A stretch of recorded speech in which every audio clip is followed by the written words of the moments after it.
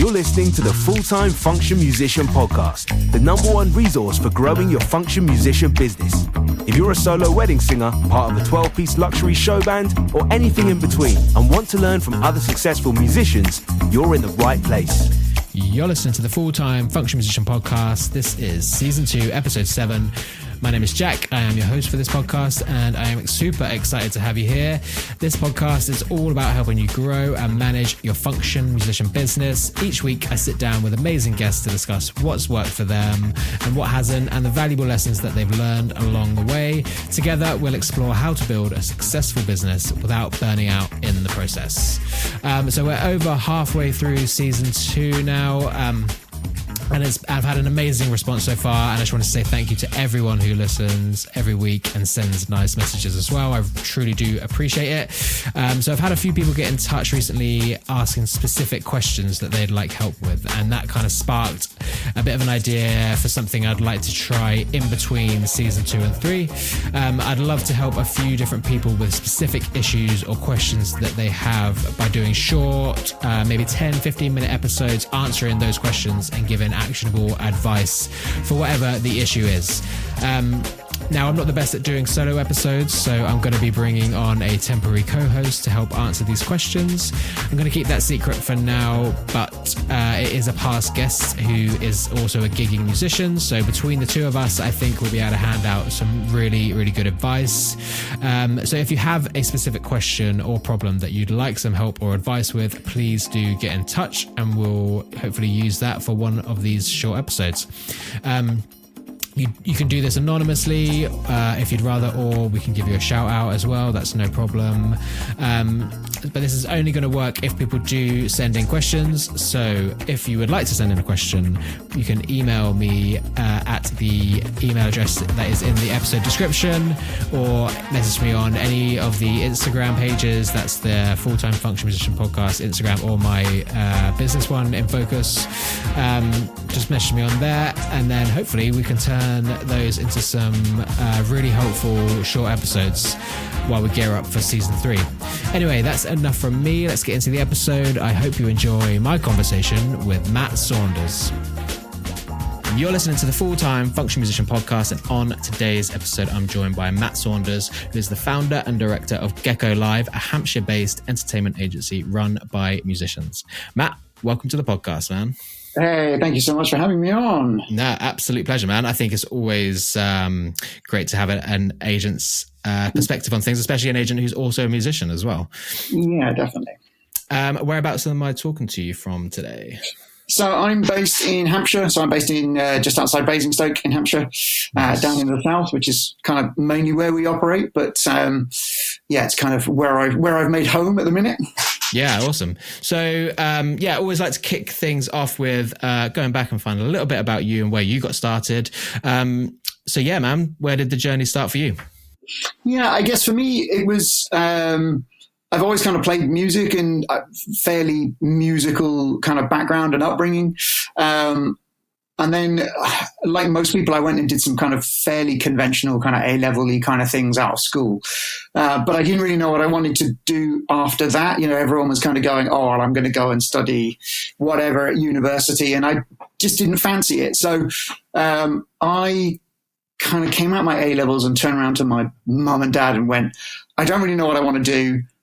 I don't know what I want to study at university. So I'm going to take a gap year, right? I'm just going to take a year, find out what I want, and kind of go from there. And my mum and dad being quite academic and not really wanting me to sponge off of them for a year. My dad actually ended up finding ACM, which is the Academy of Contemporary Music in Guildford, and basically said to me, look, take a year rather than do nothing with it or just get a part-time job. Take a year and go and play guitar for a year. And at least then there's an extra qualification and just something different in a different location, something like that.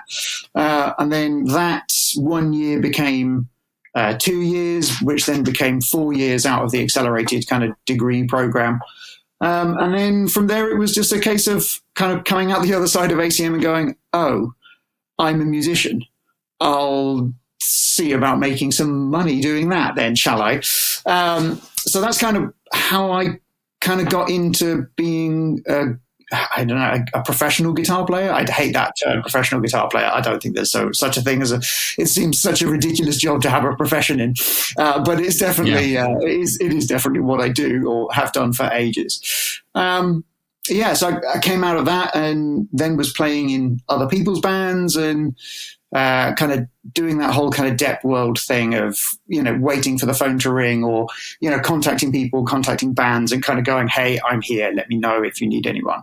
I got quite lucky in my kind of last 18 months year of ACM where I was quite proactive in terms of trying to find originals artists and going doing the originals thing. But also I ended up working in kind of 2 or 3 bands, either as the main guitarist or as like the first called Depp, just on the pub scene, being a pub musician and kind of cutting your teeth, kind of doing those kind of gigs where it doesn't matter too much if you make a mistake here, there, or everywhere. It's fine.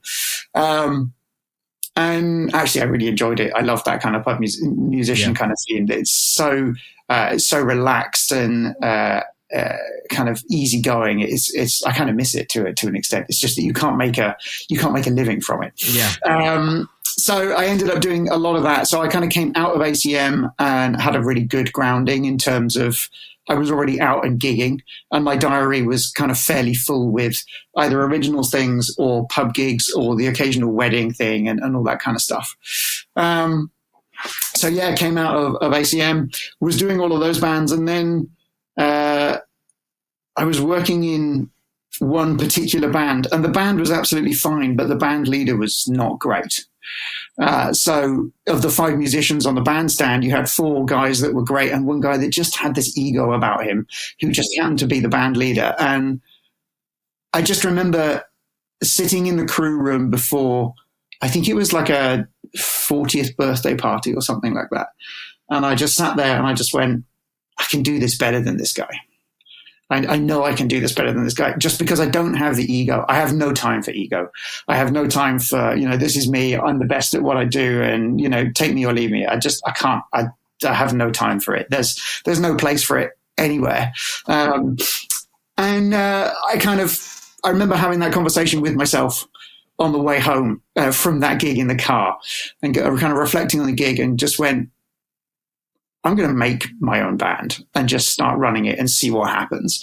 And it just so happened that about a month after that, I got a call from a friend that went, it was like a Monday afternoon, and they went, Matt, I run this pub and I need a band for Saturday. Have you got anyone available, or can you make something happen? And I just went, yeah, of course I can. Of course, the reality is at 4:00 in the afternoon on a Monday, I didn't even own a PA, no lights, and didn't have a band. But I went, yeah, absolutely, no worries, I can make that happen. And I was living around the corner, a load of musicians, everyone will know of Anderton's in Guildford. And I was living in Guildford at the time and was living on one of the streets that was, I could see the back of the Anderton's shop from my lounge window. So I just wandered around to Anderton's with a credit card and bought a PA and some lights and put it in the back of my whatever car I was driving at that point and went, okay, now I need some musicians, got some guys together, and that started AKA, which is my band from 11, 12 years ago, whatever it was, and that's still running today. And that's kind of where everything started, really, was that one phone call on a Monday, having had that conversation with myself going, there's got to be a better way to do this, or I can run this better. And kind of went from there, bought a PA, pulled some musicians together, did that one gig, and then that was kind of the foundation and the basis of AKA, and then subsequently everything that's kind of come from then, 11 years ago. Blimey, 11 years ago. Yeah. So did you think that was like an investment? Did you see that as an investment when you put that stuff on a credit card, or was it just kind of, do you know what, I need it, I'm just gonna get it? I think as a guitarist, when you're that close to a music shop, everything is an investment, right? Yeah. Because whether, I've got piles of pedals and guitars. There's stuff when, guitar wise, and I know that in the room there, so next to my office, I've got this kind of like little cupboard under the stairs. I genuinely don't know how many guitars are in there. So when I went to Anderton's and just bought a PA, it kind of was just like, well, this is just something that I need for me as a musician.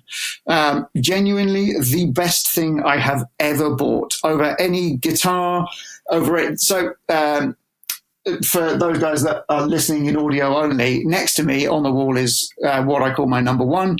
It's a red Strat. This is the only thing that I ever need. There's probably 30 something guitars in the room next to me. I don't touch any of them. There's a red Strat here and there's a purple Music Man over there. It's the only two things that go out on any gig and have done for about the past 5-7 years, something like that. I don't need any of the other stuff.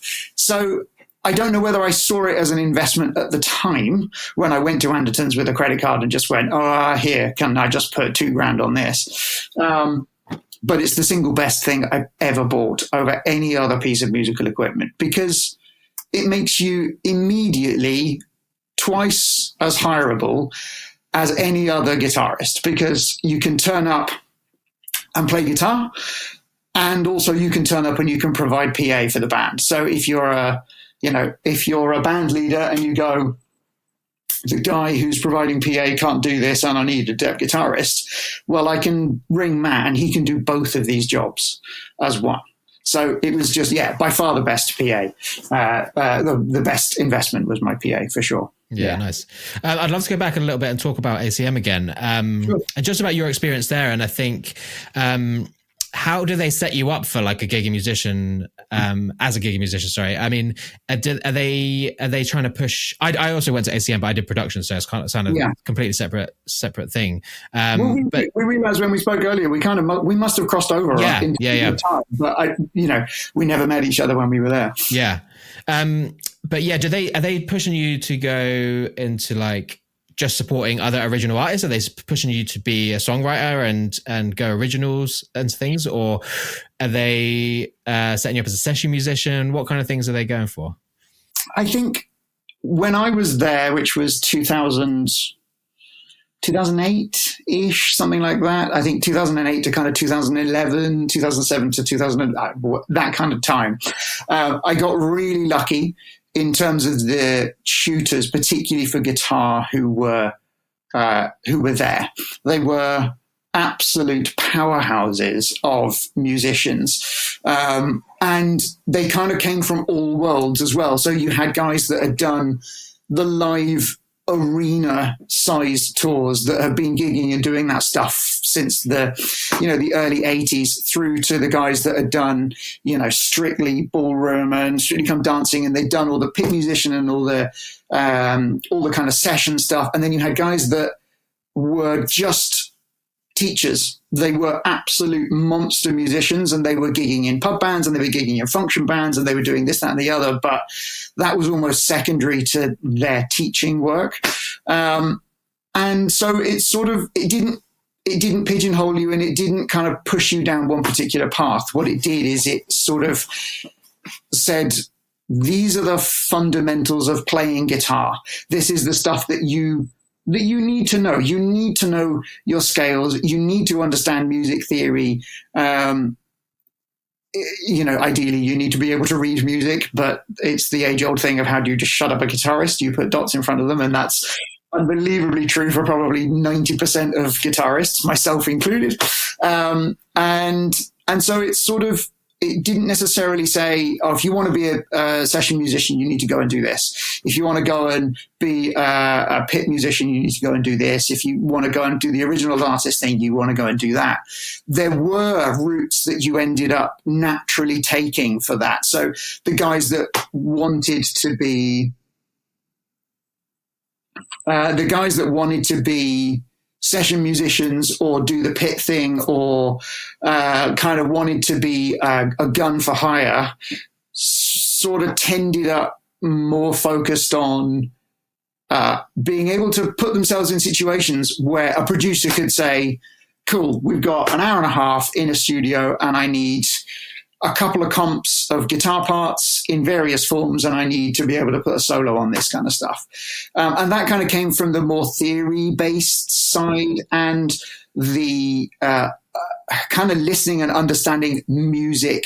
Having looked at, if you're a guitarist, you needed to have kind of looked back at everything from, being able to do the funk chank things from a James Brown tune all the way through to, creating what does Pat Metheny do? Not that anyone's ever going to be able to recreate what Pat Metheny does, but it's that, like, what kind of sounds is he using so that when you get asked by a producer, I want this kind of vibe. I want that, I want the guitars to have a popping line from Bad from Michael Jackson. You kind of know what that sounds like. It's kind of a non-clean amp that's a little bit crunchy, and it's Steve Lukather that played on it, so it's going to be a single coil out, all that kind of nerdy, kind of ingrained stuff.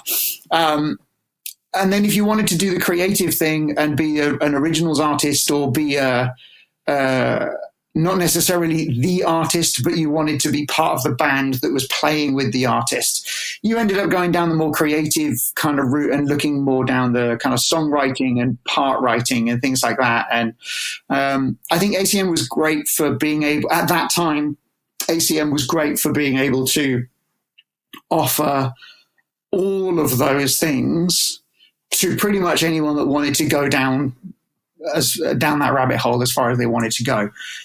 Ultimately, all of it was down to the musician and the student, though, because it was. You probably found the same thing. You got as much out of it as you put in and wanted to learn from it. Absolutely. So, I had guitarists and people that were in. I was a little bit older when I went to ACM, so I was about kind of 20, 21, rather than kind of fresh faced out of school or A levels. But definitely I had a lot of guys that were there, and they just didn't really want to put the work in, and it showed, because the guys that did put the work in kind of came out the other side and came out of the higher diploma or the degree, and they went out and we started working because we put the time in to learn our craft. I'm not the best guitarist by a long shot, but I can cope in most situations, and I'm a good function guitarist as well. I make a lot of noise for one human being. But there was a lot of guys that just didn't do the kind of the work, and they still came out with their degree or their higher diploma or whatever it was, but they kind of came out and then that was it, because they hadn't put the rest of the work in.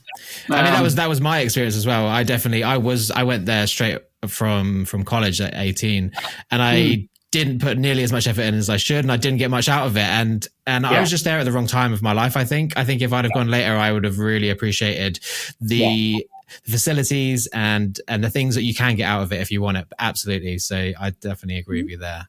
I think you made an important point as well of not being the best musician. You don't have to be the best musician, but it's about all the other aspects of being a good person and a good business person as well that you can bring to being a musician, which I think clearly you have, as you've started another business as well. I say the most important thing. So one of the tutors that was there, it's the most important piece of advice I've ever been given was in time, on time. Yeah. I mean, that's basically it. You don't have to shred like, Guthrie. You're no one. There's not a guitarist on the planet that's going to be able to shred like Guthrie. But it's one of those things where, everyone can play Mustang Sally and Mr. Brightside, and providing you turn up if the call time is 6 o'clock in the evening, you turn up at 5:45. Because 6:05, you are late. And as a band leader, at 6:05, if my band members aren't there, I will know. Even the guys that I've been working with now for 10, 11 years, if they're running 10 minutes late, they'll drop me a message because they know I will have clocked it if you're 5 minutes late. And I know it's only 5 minutes, but as a band leader, it's so important to make sure that you guys are on time, because you don't necessarily know what that evening's work's going to bring for you. So, it's got to run as best as it can. The reality is 5 minutes doesn't really make any difference, except as a band leader, it makes all the difference, because and as a performer, if you're the guy that's 5 minutes late, rather than the guy that's 5 minutes early. The guy that's 5 minutes early, I will ring every single time before the guy that's 5 minutes late, even if the guy that's 5 minutes late is a better player. Yeah. Good stuff. It just is what it is. So another thing from ACM, did you feel that it was good for making connections and networking and stuff? Do you still have any of the connections that you made then and use them now? Yeah, absolutely. That was probably the thing that I took away most out of ACM. So Martin Newbury, the ridiculous drummer, was in that band that I put together when I got that call on a Monday evening. He's been my drummer now for 11 years. And he's the drummer that I will ring first over any other drummer that I know. And there are other drummers that are better. He won't like me saying this, that are better than he is at certain things. I'll still call Martin because, the guy is an absolute metronome. He's a monster, but he's a lovely guy to hang out with. I was one of his best men at his wedding. We're really, really strong friends. We're really close mates. But that's because we've been working together for 11 years. And the same with, for AKA, for Sinead, she wasn't in that original band, but then when, the band needed to change, I met her at ACM ages ago, 13 years ago, whatever it is. And she's now part of the band. And Danny, again, who's my bassist for that, again, was at ACM. And we worked with a couple of originals artists. And then I ended up calling him to Depp on an AKA gig when my normal bassist wasn't available. And he's kind of taken over the main role. I mean, me and Danny do a lot of other things as well together now. The networking thing at ACM was probably the most important thing. Yeah. If nothing else, I still use that network of musicians, but what it taught me was how to network with musicians and how to approach people without irritating them and pissing them off, which we'll get onto because that's as an agent, that's an absolute. Yeah, I mean, let's move on to your agency now, Gecko Live. So when did that first come about? Why did it first come about? And sort of how did it come about? So obviously I started AKA, and then from AKA it got really, really busy. It started doing a lot of things, and another band leader friend of mine and I came together in about 2016. Both of our bands were doing well. We'd had kind of like 3-4 years out of ACM, and we were kind of going, well, I'm at capacity with our bands. What do we do now? We sort of set up an agency over the course of a year, and then life happened for him. He ended up meeting his partner. He's now got 3 kids, a mortgage, 2 dogs, and a teaching business that's really booming, and the bands and all that kind of stuff. So we kind of had to hit that on the head, and it sort of took a bit of a hiatus for about 18 months. And I just kind of thought, I kind of just took myself back and took stock of everything that I was doing at that point and just went, okay, fine. Let's just keep running, keep doing what I'm doing. Let's build this back up again, because it had taken a year to kind of build the other agency. And then sort of basically that was it. It was just, it was one of those things. And then 2019, I was on holiday and I just had enough downtime at that point and just went, right, I think I need to be able to sell other bands now. I need to expand out into the next phase of being a kind of businessman that runs party bands. At that point, I was running AKA and 1 or 2 other bands. So I kind of had an understanding of how other bands work, how they need to be managed as well, which was kind of a nice, rather than kind of going headlong and going, right, how on earth do I make this work? I'd already started kind of being an agent without actually really being an agent, which was nice. 2019 on holiday, kind of came back from that, set it up. I kind of registered it with Company's House and started building. I built, off like a Squarespace website, just built something that had a selection of bands in. And again, it was all bands that I had known through ACM. So it was all my existing friends that had bands, and the majority of the bands on the website, I know all of them as well. I got everyone's promo, pulled it all together, created everyone's profiles on the website, and kind of went from there. That was kind of like 2019. for me kind of done. And then obviously 2020 with a lovely pandemic, which just flatlined everything really. Just everything stopped. So March the 7th, whatever it was, it just that was it.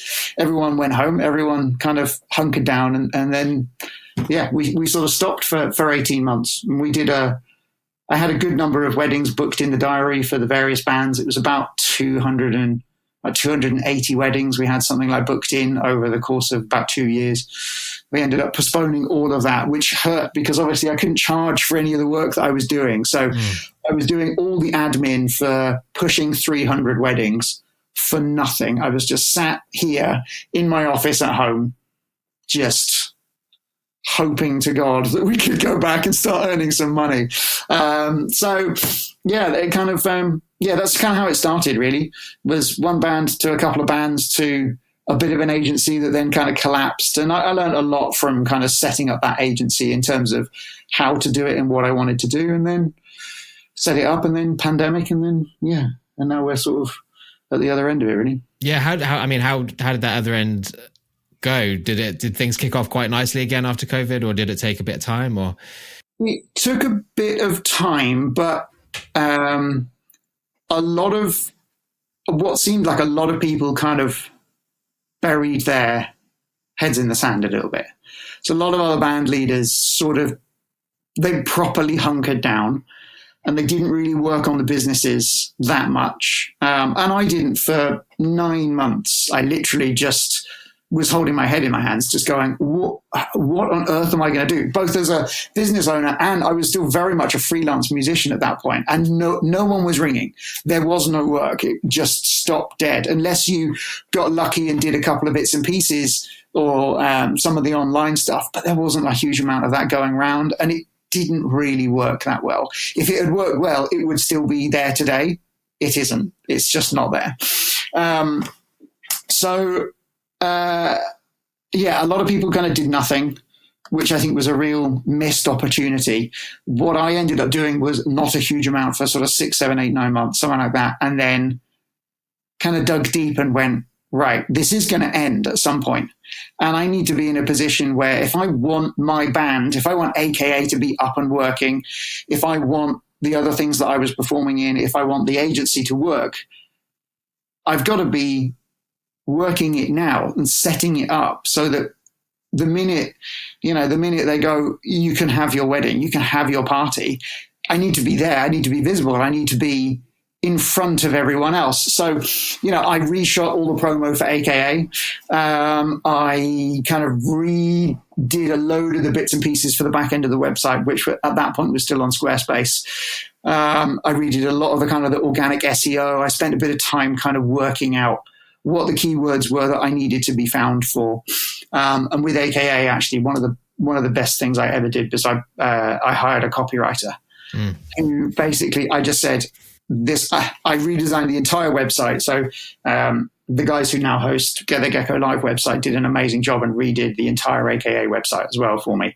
But I basically said, I've got these blocks. This is what I need to say in this block. Write me the copy that goes in there that is going to get me organically found with SEO and things like that. We did a load of blogs as well. And from all of that work, basically that went live in, I want to say November, December of 2020, something like that. There are key times of the year where people look and they do their wedding planning. But it was designed so that it could go live. It could have about 6 weeks to kind of bed in and get found by Google, and it could get indexed and all that kind of stuff. And then end of January, beginning of November, which is one of the key dates where everyone kind of looks to do their kind of next round of wedding booking. I was way ahead of a lot of the competition for individual bands and things like that. Yeah. Not necessarily with Gecko, but for AKA, I was a long way ahead. And that really kind of spurred on AKA, which obviously that's been the foundation of my business kind of growing up. So to get the foundation working means that other stuff kind of naturally falls into place.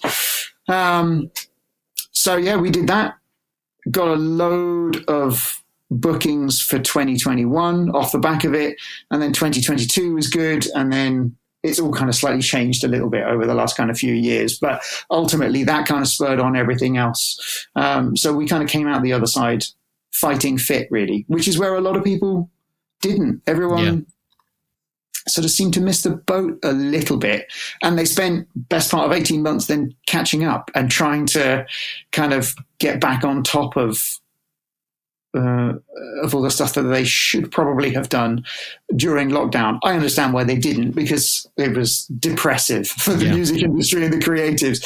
I totally get why they didn't do it. And I was not far behind them in terms of just kind of wanting to just not do it. But I don't know. Part of me just wanted to fight my own corner, and it was almost a 2 fingers up to the government that just went, because I slipped through all of the cracks for cease and government help and things like that. Oh, so, really? Yeah, I mean, there was nothing. So it was a proper 2 fingers up to that, I think, for me as well. Yeah, because I guess as a limited company, you would have had to have been running for a certain amount of time to get furlough through that, right? And then I know that the self-employed stuff was rubbish anyway.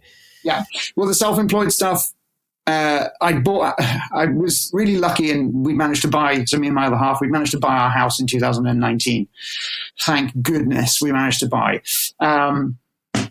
But because of that, because of the way in which I had to work my self-assessment to be able to buy my house, but also because I had a limited company through Gecko, but I wasn't PAYE, so I couldn't furlough myself through the company. And the cease was so pathetic because of how I had to run my self-assessment in terms of being able to get the mortgage. It just flatlined. So it was a proper like, oh, cool. Well, screw you. I'm going to make the most of this. I'm going to absolutely prove you wrong, I think. Yeah. This podcast is sponsored by my business, InFocus Recording Company.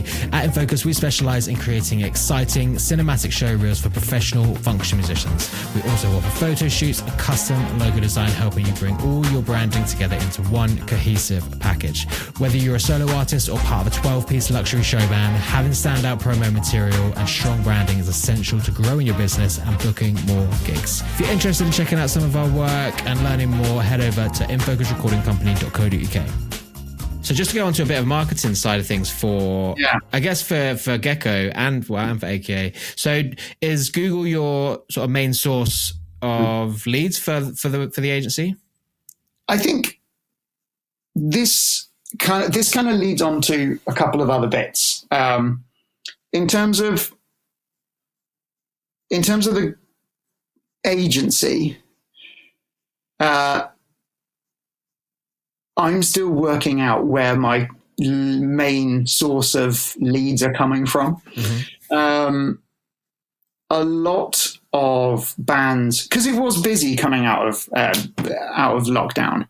It was busy. Everyone kind of found there was quite a lot of work going around. There was a lot of people that had postponed, or then they'd had to move their wedding to another date. And then the band that they had booked couldn't do that date because they'd already been rebooked by someone else. So they a lot of bands were having to find, or a lot of clients were having to find new bands. A lot of people set up small agencies, because they were like, there's so much work going around, I could sell my band 3 or 4 times over. Wouldn't that be a great thing to do? And the reality is, selling an agency is not the same as selling a band by a long way. And that is something I have had to learn, and I'm still learning, and I still don't really 100% understand how to make that work. And I've made some serious mistakes. No, nothing's a mistake, because I've learned a lot from them, but I've made some serious commitments that haven't worked out as well as they should have done. So in terms of, if we take the band, for example, we get a lot. I do no advertising. I do no paid advertising at all. So I don't do any paid stuff on Google. There's no ads running on, socials and all that kind of stuff. Everything comes through organic SEO, and it comes through the work that my copywriter did.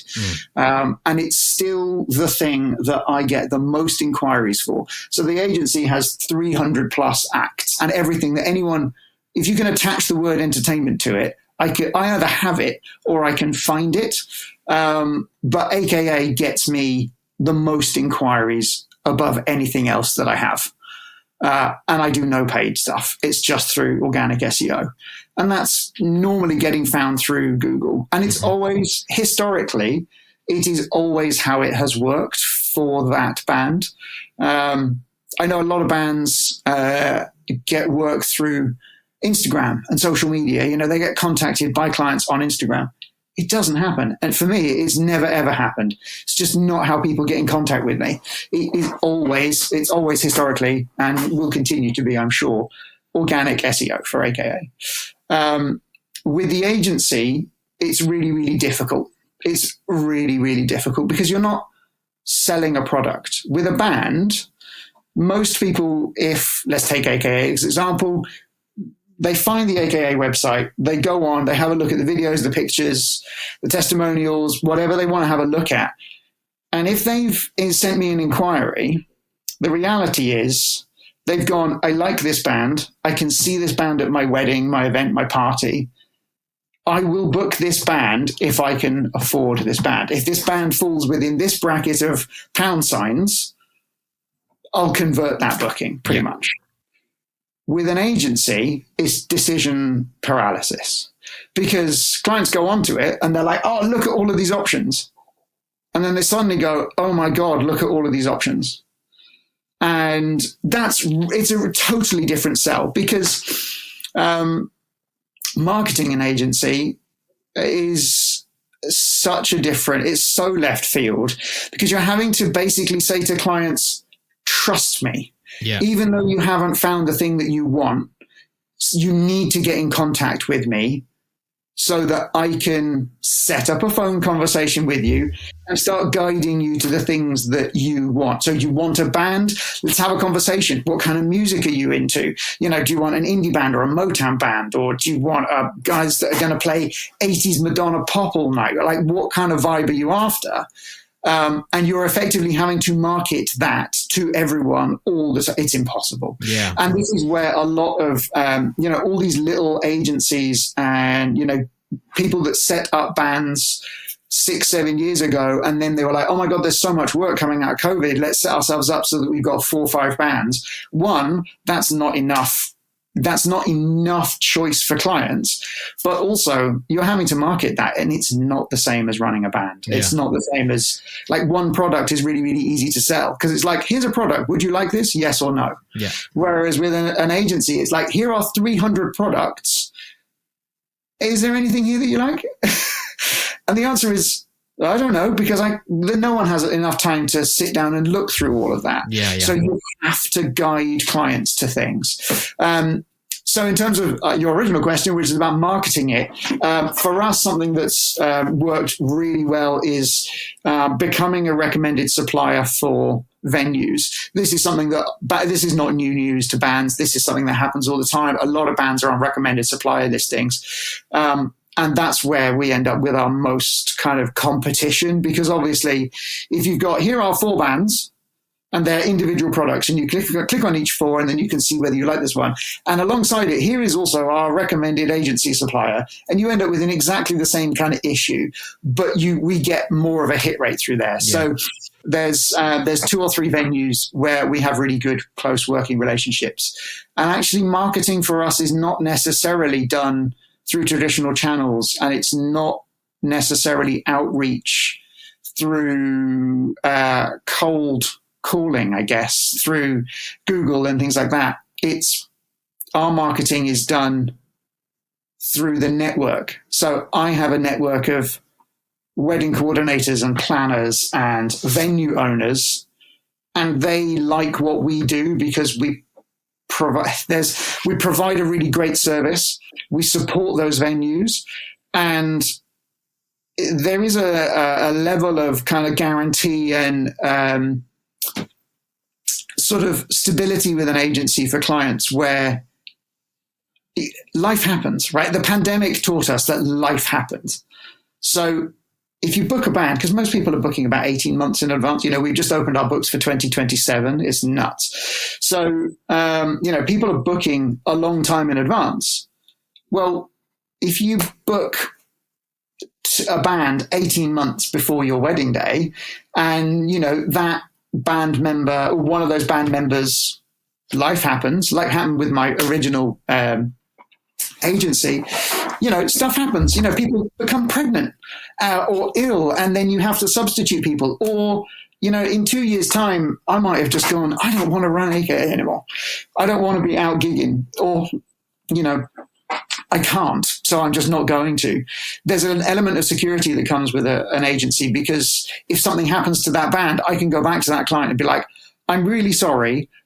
Life has happened, or something awful has happened, something blah, blah, blah. This thing is no longer available for your date. Here are 15 options that do a very similar thing, might be slightly different faces, but it's a very similar setup and look and vibe and repertoire list. That element of security venues really, really like, because it means that their recommendation to clients isn't going to be tainted or tarnished, because I'm going to be, if there's a problem, I will fix it. And that makes me look good to the client. And therefore it means that the venue's recommendation to me is even better. It's often quite good when something goes wrong and I can fix it, because actually that's really, really great. We had that on Friday just gone, where, so I've been really unwell, so I couldn't go and do the gig. And something also happened to the evening band. It was for a friend of mine, fortunately. But I was supposed to be doing a roaming thing during the day, and then there was an evening band. It basically, on Tuesday last week, collapsed. Just both bands, it became this nightmare. We fixed it within 24 hours, and ultimately the guys ended up with a fantastic band for both parts of the day. Everyone danced, everyone had a great time, and they didn't even know. I didn't even tell the client. I just fixed it. I managed it. I made it work. But that's, with the venue that they were working at, I did have a conversation with them, and I was like, look, this is what's happened. We fixed it. But that's a fantastic situation to be in, because the venue's just like, well, there was a massive problem, and that could have caused them a real nightmare. But it didn't, because I said, don't worry, there's a problem, but I've already fixed it. This, change this person's name to this person. And it's all good. And, the venues are great. So that is how we're finding a lot of our work at the minute. And it's invaluable. And that whole kind of level of security is something that we've really, really struggled with over the last year and a half. Not because we're not secure, but because, this is a totally different topic if you want to get onto this rather than marketing. Did you want to go down this topic yet? Yeah, why not? There is a problem in the industry with bands at the minute, where bands are selling themselves multiple times. And then they're getting about a month away from the gig, and they're going, I've sold the ABC band 3 times for, the Saturday just gone was one of the busiest Saturdays in the calendar. And I saw it on Facebook constantly. And it was like, I've sold my band 3 times, and now I don't have enough musicians to fulfill 3 gigs. Well, that's a massive issue, because one, the client's was never going to get the band that they had originally booked, which really irritates me. The client should get the band and musicians that they have booked unless something has happened. Yeah. Not because you've sold the one person 3 different times. It's a physical impossibility. It's a real issue of mine. It's a real bugbear. I know a lot of bands that get away with it. I just, if my band is already booked, my band is already booked. We take on 1 booking per day, and that is it. I don't sell AKA 5 times in one day. I could do quite happily, but I don't do it because I don't think it's fair. There's enough work to be able to kind of share around. And this is a problem that venues have been having by recommending bands, because they've recommended a band, and then that band sold themselves 3 times at venue A, B, and C. And venue A recommended the band, but the band that they actually recommended is going to venue C. Yeah. And so the band that's actually going for John and Carly's wedding at venue A is nothing like the band that they've actually been recommended. And that's getting back to venues. Yeah. Because they still might have had a good night. They still might have got up and danced, and they still probably played the first dance. But ultimately, the singer for that band, who is the most important person, because no one cares who the guitarist is or the drummer is really. The singer is the person at the front, and that's the band. That's not the person that turned up on the day. And bands don't tell clients. Yeah. They don't be like, oh, just to let you know, it's not going to be Dave who's playing guitar and singing. It's actually going to be Steve. They just feign ignorance, and that's it. And so we've ended up with this problem where venues have stopped recommending bands unless they've been working there for years and years and years and years, or they haven't had any problems. They will still keep recommending. But we've been coming up with this because obviously Gecko's been running realistically for about 2 years now, 2.5 years, and we're trying to get on more recommended supplier listings. And the problem is that the supplier listings for musicians, the venues have been let down so many times that they're really reluctant to take on someone new. And that's something that it's a problem. It's a real issue. It is a bit of a me issue, but I see it all the time. And I'm a member of every single one of those Facebook Dep musician groups, and I see it week in and week out. The other thing is I'm an agent. Yeah. And I know who all the bands are that are doing it. So immediately I have a list of this massive spreadsheet of guys. And I'm like, this band, if they contact me, put them in this folder. And be like, thanks so much for you're interested. We're not interested. Because I know I'm going to book that band on a gig, and I'm going to expect these 4 guys to turn up, but they'll have sold the band 4 or 5 times. So I don't trust those bands to turn up with the musicians that they're going to turn up with. The industry is too small to be getting away with this, but everyone's getting away with it at the minute. So it'll come around. It'll come a cropper at some point in the next few years. It's already starting to disintegrate on itself.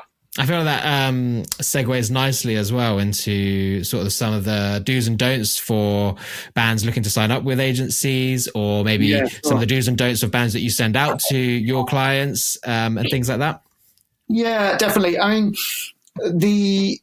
you sent this question to me because I wanted to kind of have a think on it, really. And I spent a bit of time this morning. I was just like, as an agency, what are the things that really irritate me when a band kind of gets in touch? So, I mean, advice for bands and artists: have good promo.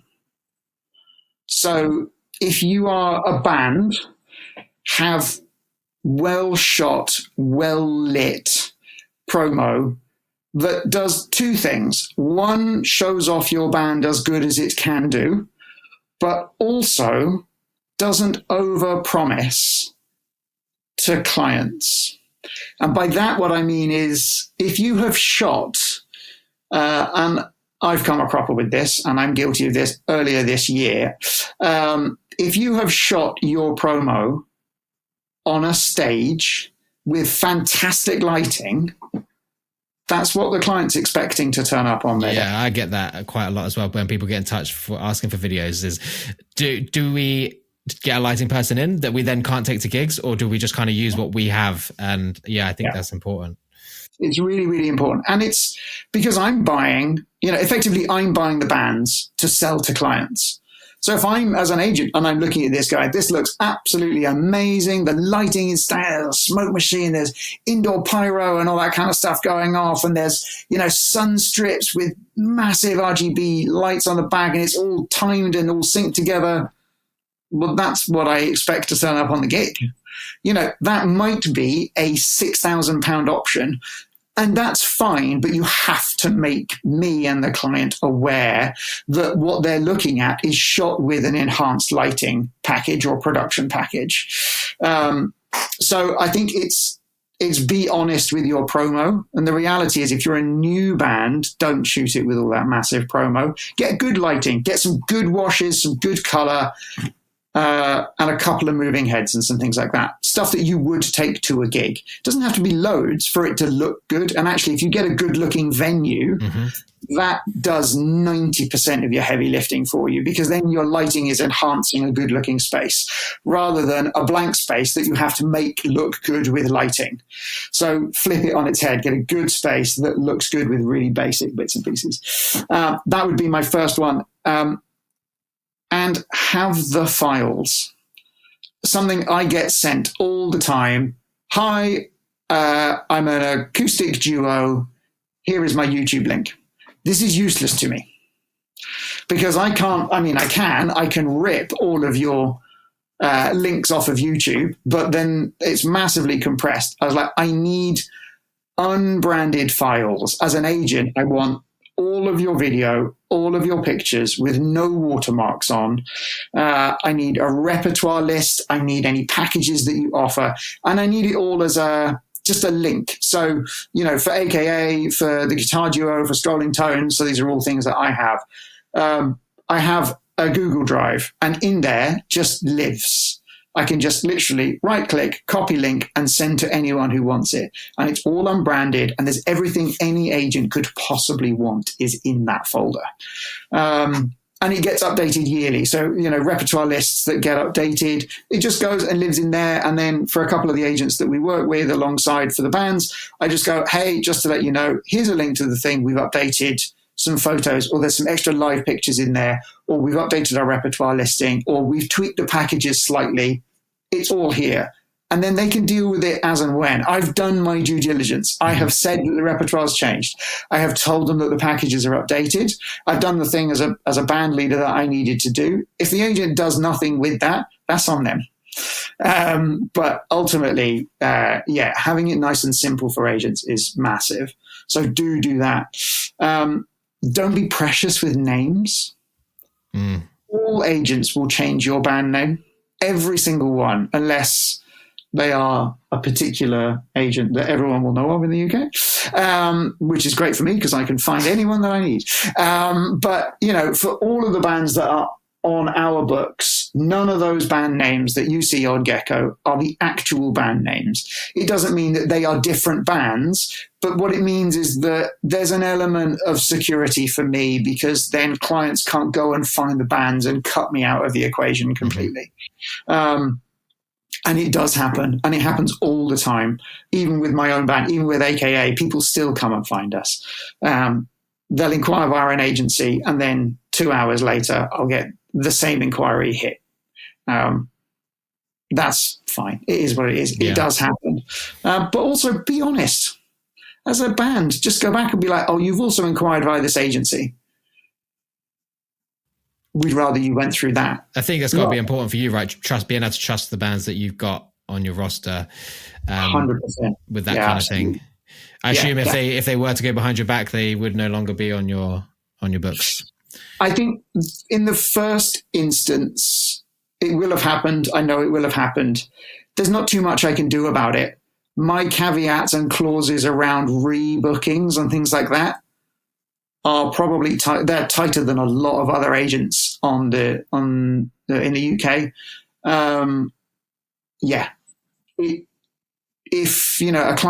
If a corporate client books you for their Christmas party via us, and then they contact you directly and you don't book it back through me, one, the industry is small, and I will find out because we just see everything. Also, people post everything on socials.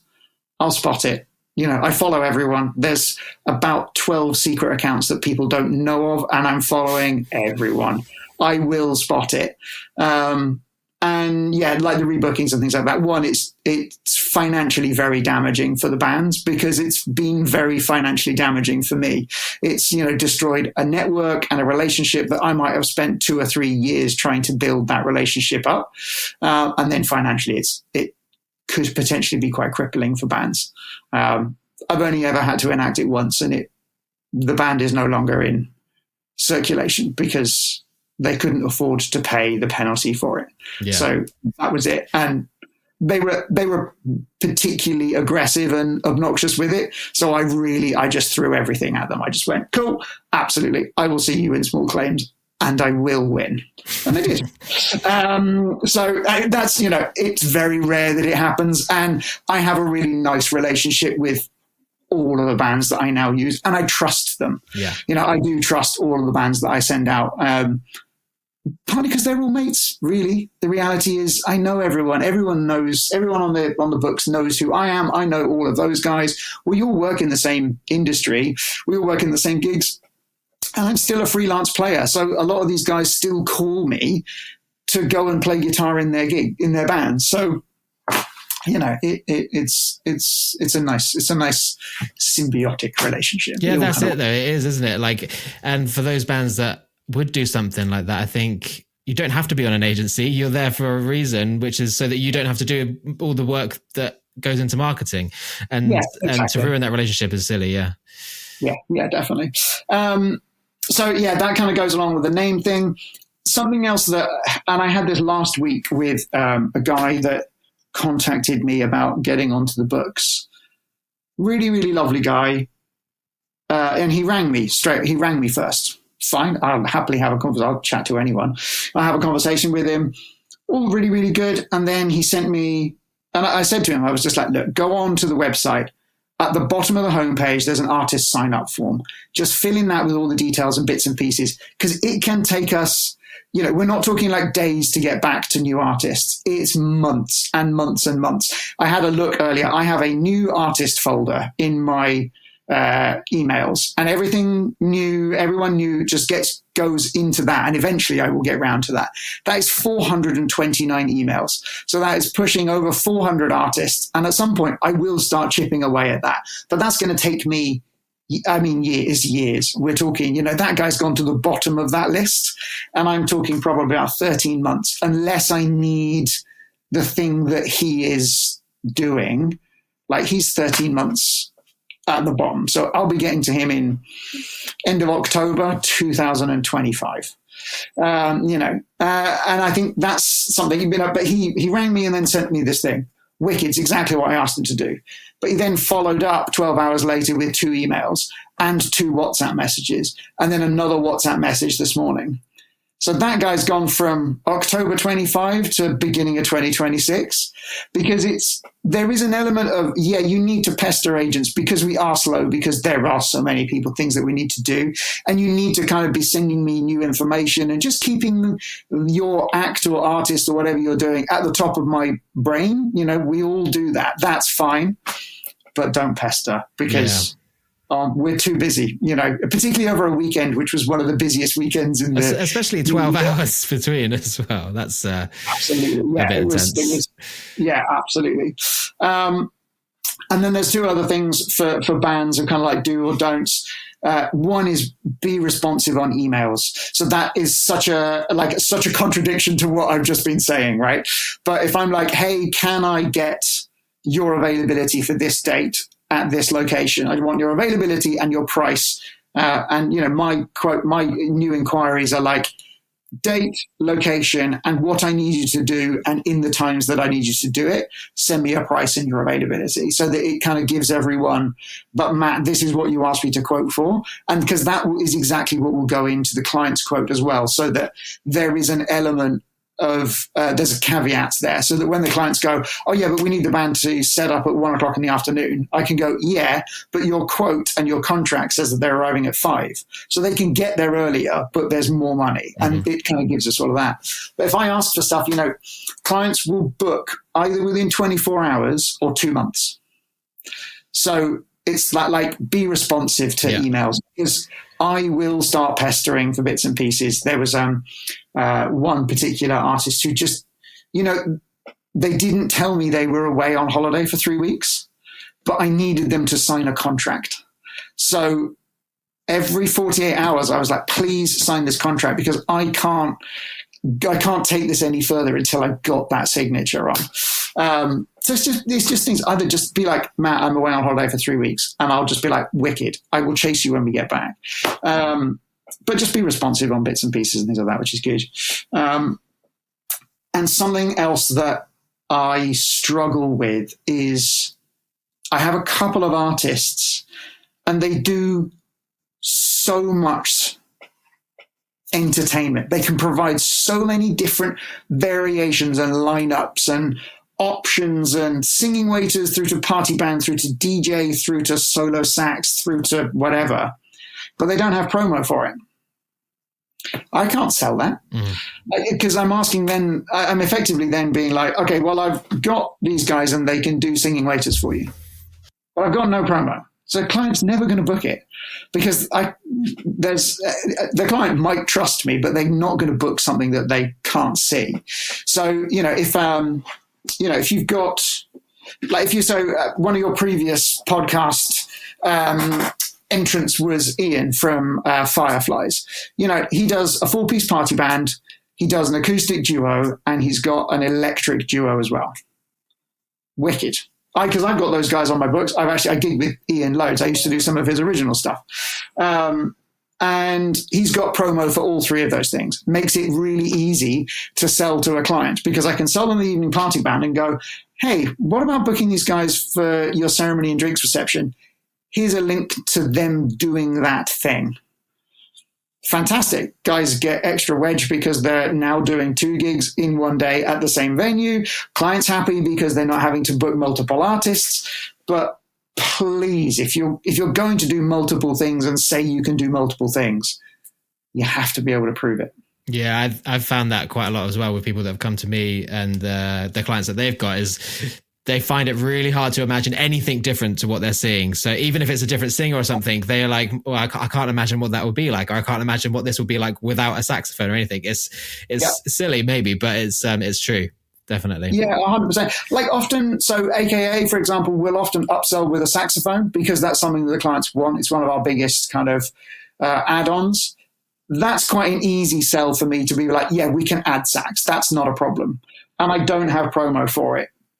It's still, I almost have to get them to booking the band and they'd be like, should we add sax to this?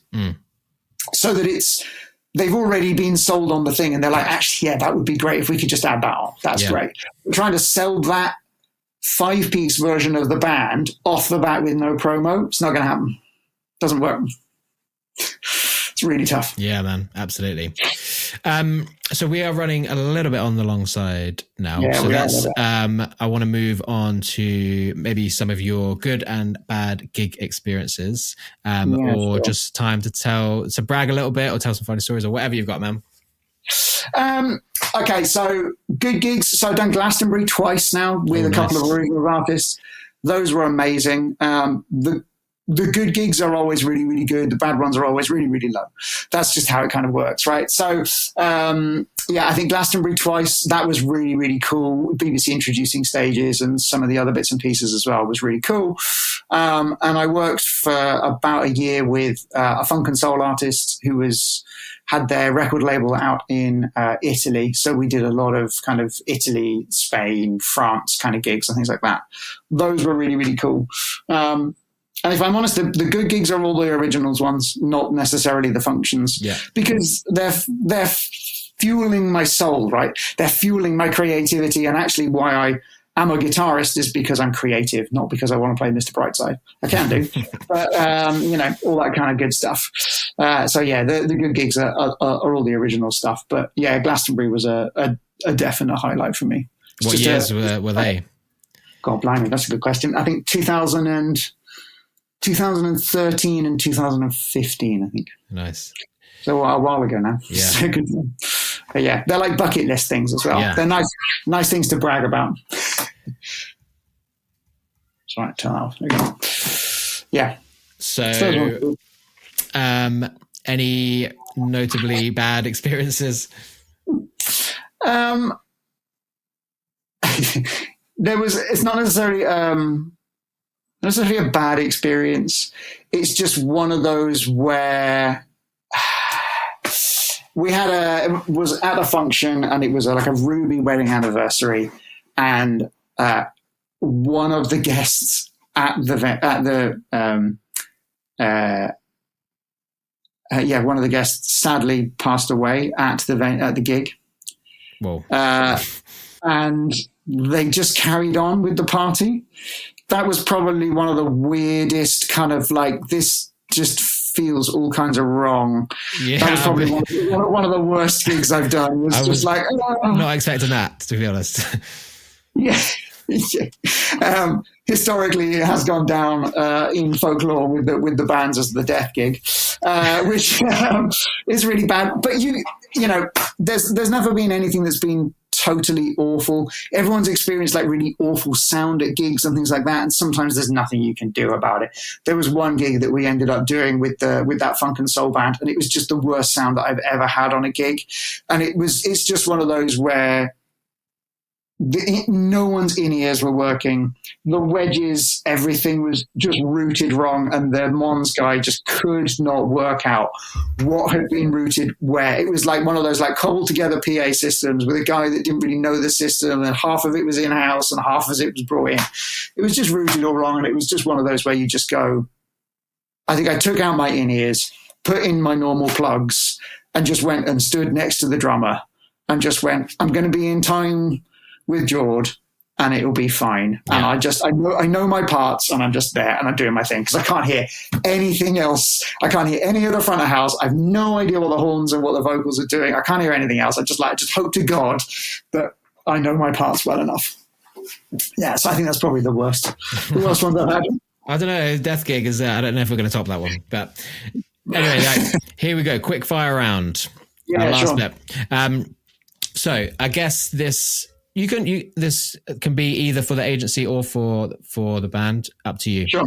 But what is the most effective thing you've done to market yourself or your business? Probably for AKA and for Gecko is hire a copywriter. Good stuff. Organic SEO is massive. So hiring a copywriter to do blogs and get all those bits and pieces right, that's the most important thing I've done. What have you learned in the last 3 months that you wish you knew 3 years ago? Play bigger than you are. So, so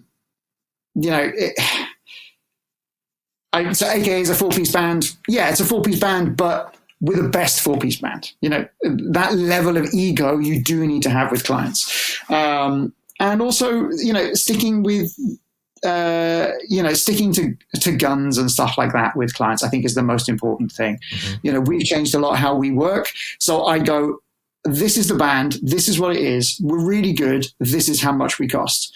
If you don't want to pay that, or you don't have that kind of budget, that's fine. It's understandable, but that's how much we cost. Yeah. My prices are not negotiable, and the band isn't negotiable. That's something. Yeah. But that's part of that kind of ego, which I don't necessarily like so much, but you have to have a little bit, and just kind of going, well, this is who we are. Take it or leave it. Yeah, confidence as well, isn't it? Like it's confidence. That's probably a better way to describe it. Yeah. So, exactly. No, that's the wrong one. Sorry. If you were just starting out now, what is the first thing that you would do? Plan more. Everything from the ground up. Plan everything more. From kind of like strategy to making that strategy work harder for you and just kind of being a bit more dogged. It's something that I'm doing now for myself, but I've done a load of work and now I'm kind of going, cool, I've learned a lot. I'm going to take it back, redo my strategy, and now I'm going to work like a lunatic. And we're actually starting that process next week. Mm. The other thing that I would do for myself is, and Ian touched on this as well, is allow breaks for me and allow downtime for yourself. Yeah.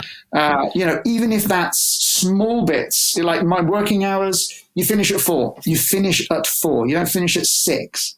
You finish at 4 and that's it. And I have 2 phones and my work phone stays down here in my office and then that's it. I think it's strategy and allow time for yourself. 100%. Stuff. What is the biggest mistake you've made in your business and what did you learn from it? My biggest mistake, probably not taking enough time for myself. That's really been detrimental to my health this year because I did work like a lunatic last year and the beginning of this year, and that really hurt me this year. Even down to things like seeing friends and stuff like that. I've missed out on a couple of people's weddings and kind of special occasions because I've been out working and there's just nothing I could do about it. That sucked. And I guess the biggest mistake that I've made. I don't think I've made any mistakes. I don't think there's such a thing as a mistake. I think there's opportunities that I didn't capitalize on, or there's things that I did that didn't work, but I still learned a lot from. And that's not a mistake. That's just part of running a business. But I guess the biggest mistake that I made is I spent a lot of money last year on trying to force PPC ads and social marketing ads, and it was never going to work. Partly because you can't compete on that world really, unless you're doing it yourself and you're really on top of it. And I know there's a couple of guys that do it well. That's not me. That's not what I do, and I don't have those expertise. So in order to compete with the larger agencies, you're not talking a couple of £100 a month.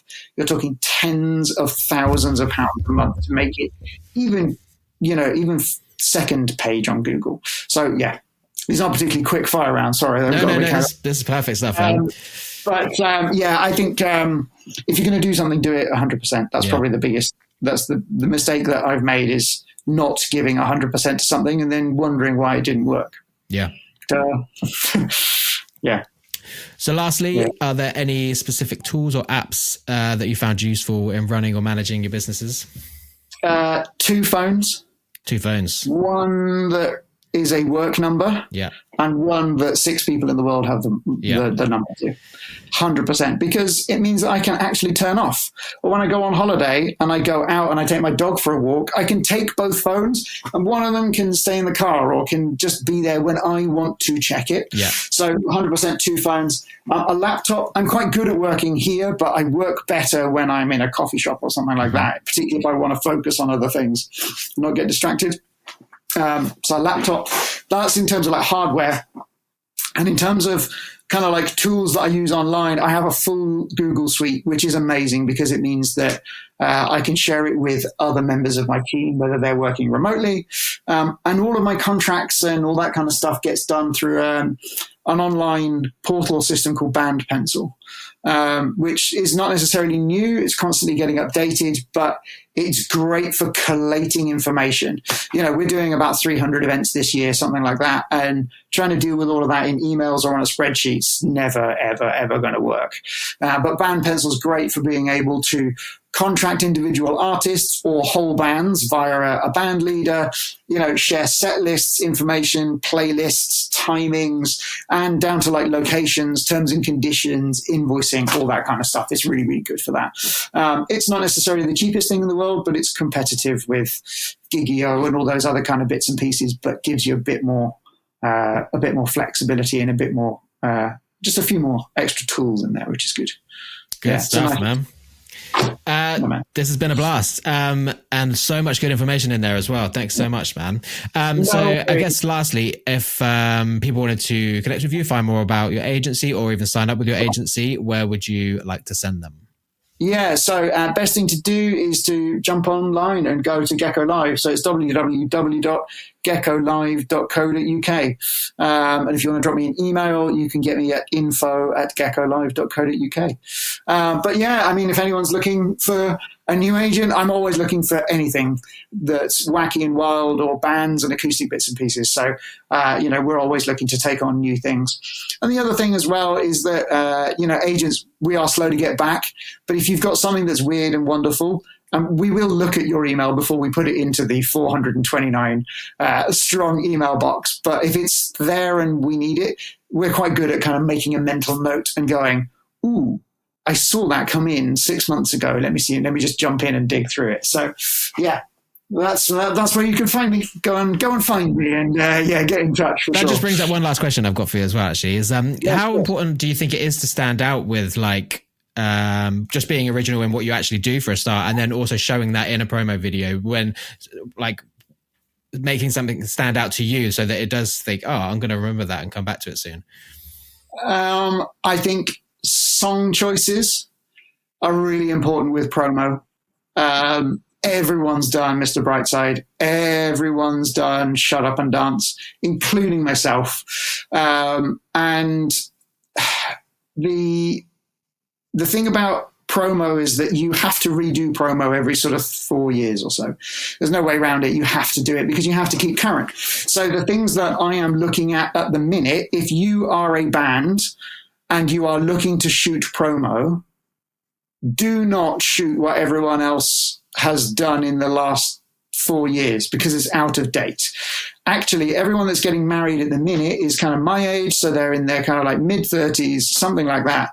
And actually the history, hip-hop, garage thing, that's where the money's at the minute. I have an email from a client currently sitting in my inbox who wants this band that I have that currently doesn't exist anymore. They're a really old band. They're like a decade old, something like that. The reason why they want them is because they're not playing Valerie, Signed, Sealed, Delivered, Mr. Brightside, and Proud Mary. They actually, what the band that they want are playing things like Thong Song, and they're playing all the history bits and pieces and Hey Ya by Outkast and all that kind of stuff. So the way to, whenever you shoot promo, you're having to cater for stuff that people want to hear and stuff that people expect to hear. Mm-hmm. And that's a really difficult balance to get right.